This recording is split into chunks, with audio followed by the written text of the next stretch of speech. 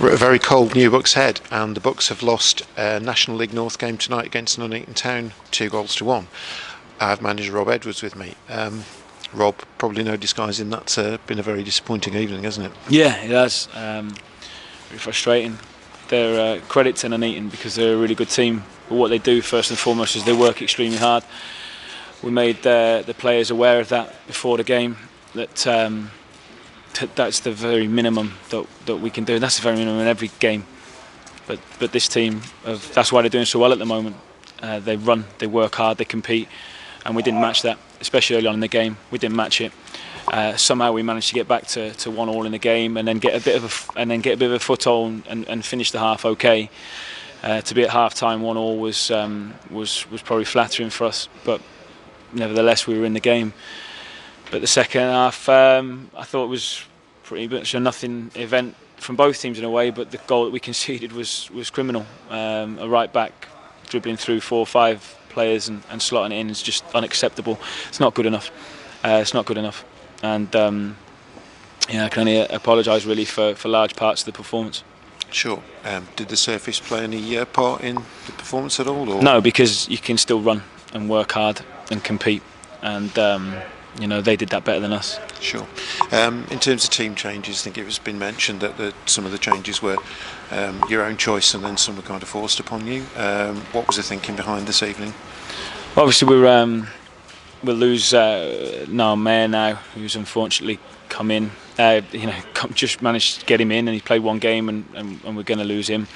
There's a team from the league above have come in, so that's really unfortunate and frustrating for us.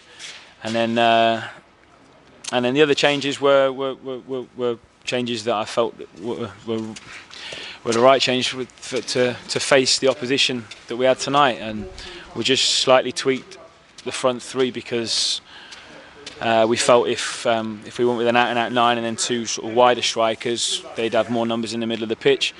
So we went slightly narrower and with more 2 strikers and a sort of 10 off behind them and McAtee to keep numbers in the middle of the pitch. So I felt then Elliot Newby would be able to have an effect by coming on.